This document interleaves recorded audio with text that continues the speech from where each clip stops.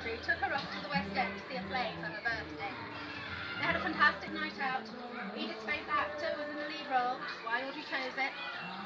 But while Edith would have always said she didn't do jealousy, and to the point, she suddenly discovered a strange beast inside herself that night. She found a deep, jealous rage. Your eloquence upon the stage, that kiss that sparked my jealous rage, just a fleeting moment of anxiety and hate. My heart was thundering in my breast against the woman whose lips dared receive your touch. I wanted to look away, to cry out, to cry. How dare she take by a playwright's pen what I cannot have asked for once, and never dare I ask again. She held your hand and held it more. She wrapped your arms around her like a shawl. That soft embrace that only the truest lovers do. What would I give to receive your embrace like that, to be encircled within your arms, leaning back against you, resting against your strength. I wanted to rush the stage with angry shout and, pulling your arms away, tear her from your grasp. But I just sat and smiled and politely gave applause.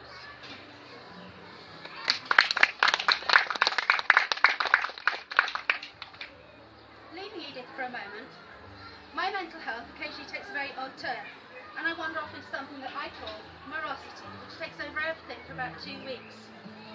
I've been told off that the word morosity is a made-up word. Shakespeare, anyone? He made words up? And that it's the wrong word anyway. It's definitely wrong. It's made up. And my ex-husband disappeared, so we don't care. But it works for me, and it seems to work for other people too. And this is the poem that I must get asked about. Oh, morosity, why do you trail me so? Why must you follow me? You follow my every move. When I think I am free, you appear, ensuring I cannot escape. When I reach to the skies, you are near, holding my live spirit down. When I turn a corner, I see you approach. As I turn back, you slip down an alley to meet me. If I meet you head on, I feel your reproach. And if I run, I sense your cool judgment. Oh, why, morosity? Why do you haunt my soul? Why must you so cruelly taunt me? When the sun shines upon my world, your fog blocks out the light for days. And in fog-blind darkness, my sanity reasonably frays, leaving me with thoughts too wild to bear.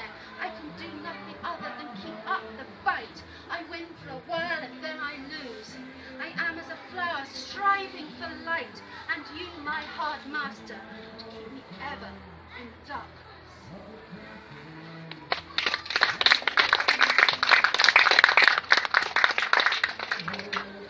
Back to Edith again.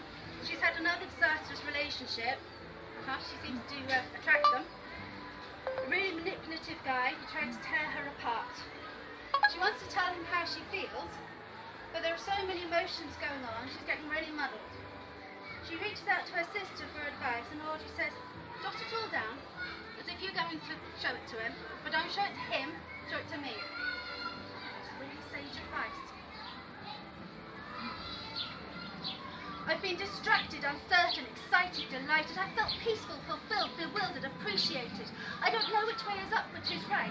You tie me in knots and knot me in ties. I feel ecstatic when I see you, elated, energized. But then I feel baffled, vulnerable, patronized. How can I be so mixed up? Feeling so many different things at once. Impatient, flattered, misunderstood, relaxed, agitated, alone, respected, rejected. I feel like fireworks going off at New Year. Each a different emotion going different ways. Magnificent, loud, explosive, beautiful. You make me feel adored and enraged. How do I tell you all these things? There are so many feelings, it's just too much to express. And the one word that everyone says to say these things succinctly, I simply refuse to use. They use it as shorthand for everything else. And I wrap myself in circles. Is that because everything else is just too much? I confess. I've been frustrated, content, sorrowful, hesitant. I felt disappointed, discarded, alive, exuberant. You come in very close and hold me tight, and then startle you suddenly take flight. I feel marvelous when I see you, since the world so uplifted, but then I feel spiteful, outraged, used, deserted. How can I be so confused? Have so many different feelings at once. Admired, furious, defensive, determined, apprehensive, hopeful, torn, distant, resigned. My mind is exploding in all directions, shattering outwards, firing emotions at you, all attacking you, hugging you, stabbing you. You make me feel loved and discarded. How can I tell you how I feel? There are so many feelings, it's just too much to express, and the one word that everyone says to say these things succinctly, I simply refuse to use. They use it as shorthand for everything else. And then I wrap myself in circles. Why do I find that word so difficult to say? I confess. And for you, I feel so much tenderness and affection. I feel delight in your company, but also frustration. You came into my life and swept me on into emotions far too big for me. I feel such closeness when I'm with you. I adore you so much that I long for you with so much enthusiasm now. How can it be so complex? So many emotions going on at once. Desire, fondness, attraction, compassion, infatuation, respect, admiration, passion. My mind is consumed by emotions, all-encompassing, taken over. I am lost. Falling, dragging me down, deep below thin ice. I am terrified. And I trust you. How can I ever say the truth? There are so many feelings, it's just too much to express, and the one word that everyone says to say these things succinctly, I simply refuse to use. They use it as shorthand for everything else. But then I wrap myself in circles. I confess. That word I never say, I confess. I confess.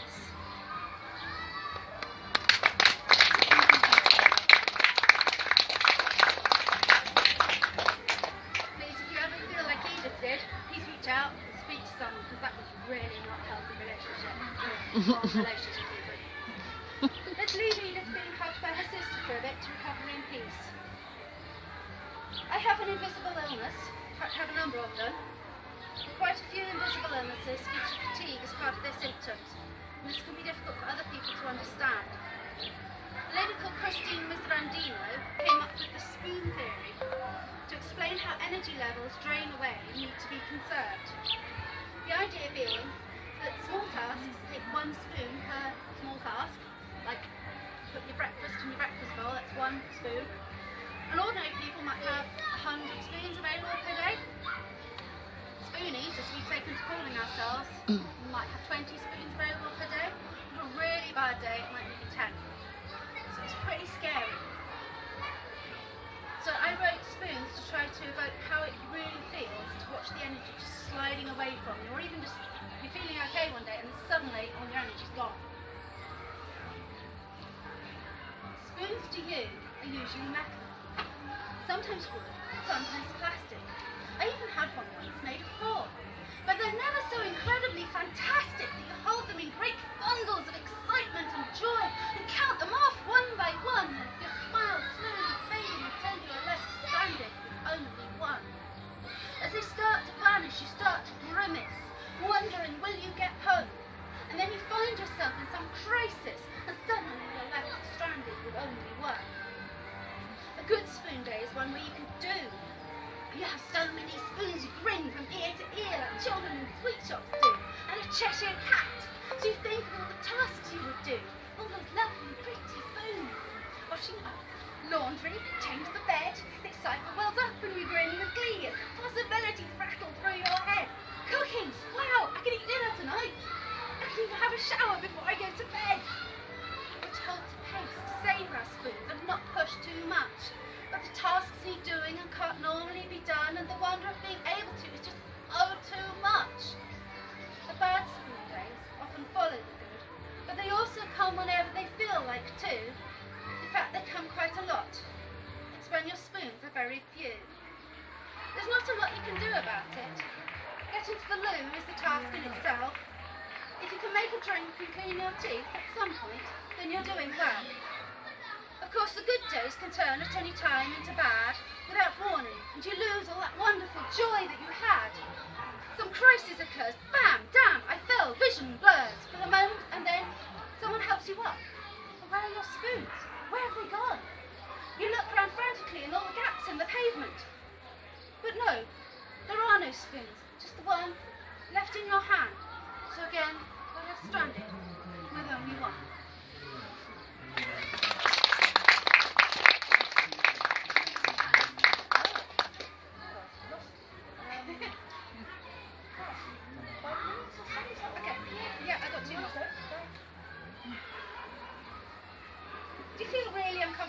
noises.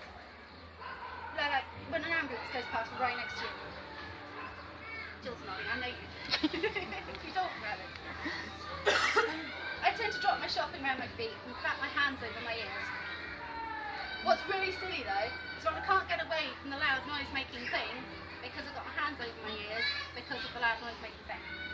Which is completely counterproductive. And this poem is about that. Clicking, tock, tick, tick, tick, tock, tick, ticking, clock. Why must these things make these tick, tick, ticking noises? All things do these days. Bridges buzz, light bulbs whir, distant curs flow and lull like waves, melding in and out of our consciousness as other sounds invade and then diminish back to nothing. My chair is squeaking as I type, the keyboard creaks. Our senses are consistently pervaded, time and time again, time over again. Ticking clock, clicking tock, sounds, more sounds piling up on top. Sirens harass the ears, alarms attack the inner self. With your hands you try to shut out fears, but sound breaks through the barrier, flesh and blood and bone, eroding every part of you down to tears. My senses newly sharpened on a knife sharpens whetstone. Scrape, scrape, screech, screech, senses tumble over, round and turn, winding me up like a spring until ping, I implode, and then, like the Big Bang, shattering outwards, spectacularly explode. Emotions flying outwards as newly sharpened knives, points of glittering noise reactions finding their way into other people's lives. Tick, tock, tick, tock, tick, tick, click, tock.